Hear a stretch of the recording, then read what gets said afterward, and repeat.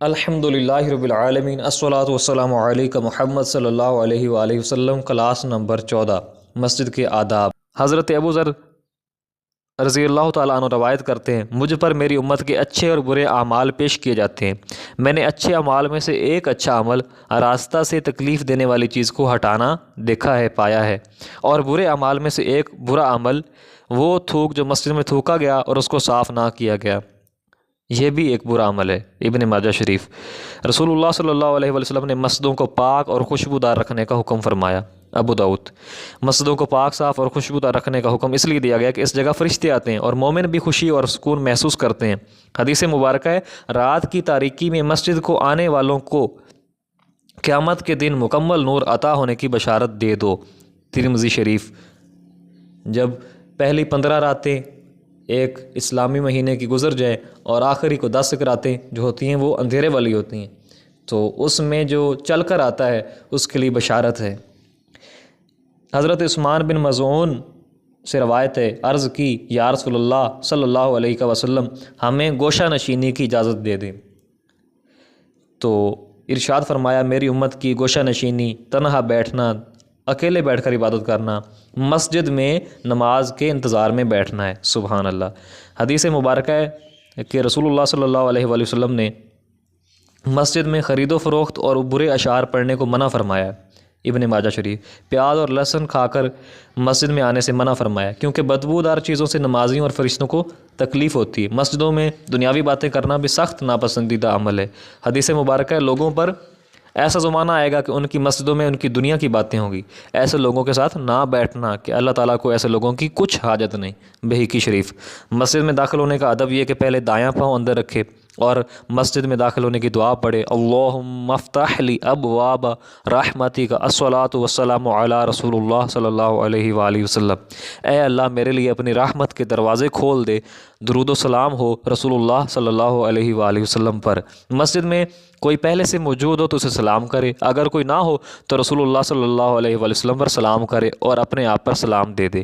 قبلہ کی طرف منہ کر کے بیٹھے اور دل میں اللہ تعالیٰ کا خوف رکھے، اسی لیے بے جا گفتگو نہ کرے، لان تان ہرگز نہ کرے، بلند آواز سے گفتگو نہ کرے، مسجد میں کوئی دنیاوی کام نہ کرے اور نہ ہی کوئی ہتھیار نہ نکالے، کوئی گمشدہ چیز مسجد میں تلاش نہ کرے اور نہ ہی مسجد میں ہم بستری کرے۔ جب مسجد سے نکلے تو بایاں پاؤں پہلے مسجد سے نکالے اور یہ دعا پڑھے، اللہم انی اسألک من فضلک ورحمتک الصلاۃ والسلام علی رسول اللہ صلی اللہ علیہ وآلہ وسلم۔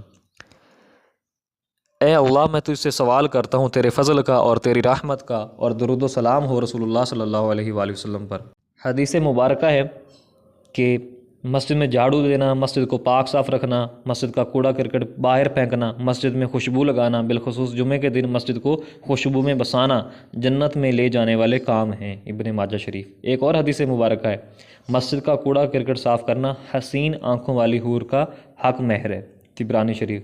مسجد میں اتنے چھوٹے بچے نہ لے کر جائیں جو مسجد کے آداب اور احترام کا شعور نہ رکھتے ہوں، جبکہ جو بچے سمجھدار ہوں، اگرچہ بالغ نہ ہوں، انہیں مسجد میں لے کر جائیں تاکہ بچپن ہی سے انہیں مسجد میں باجماعت نماز ادا کرنے کی عادت ہو۔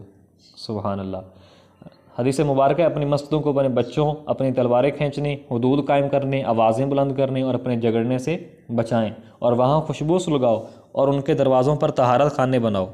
ایک دوسری حدیث مبارکہ ہے، فرمایا، آخری زمانے میں ایک قوم آئے گی جو مسجدوں میں آئیں گے اور وہاں حلقے باندھ کر بیٹھیں گے، اور ان کا وہاں زیادہ ذکر دنیا اور دنیا کی محبت کے بارے میں ہوگا۔ ان کے پاس نہ بیٹھنا، انہیں اللہ سے کچھ کام نہیں۔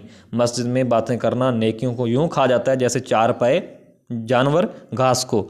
حضرت سعید بن مسیب فرماتے ہیں، جو مسجد میں بیٹھے وہ اپنے رب کی بارگاہ میں بیٹھتا ہے، پس اس پر حق ہے کہ نیکی کے بغیر کوئی بات نہ کرے۔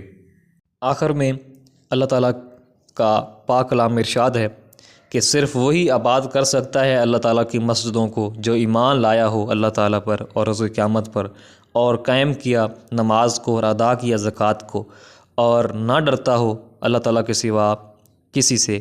پس امید ہے کہ یہ لوگ ہو جائیں گے ہدایت پانے والوں سے۔ اللہ کریم ہمیں مسجد کا بھرپور ادب کرنے کی، صفائی رکھنے کی، اور جس طرح ہمیں بشارتیں دی گئی ہیں اس پر بھی عمل کرنے کی توفیق عطا فرمائے۔ آمین ثم آمین۔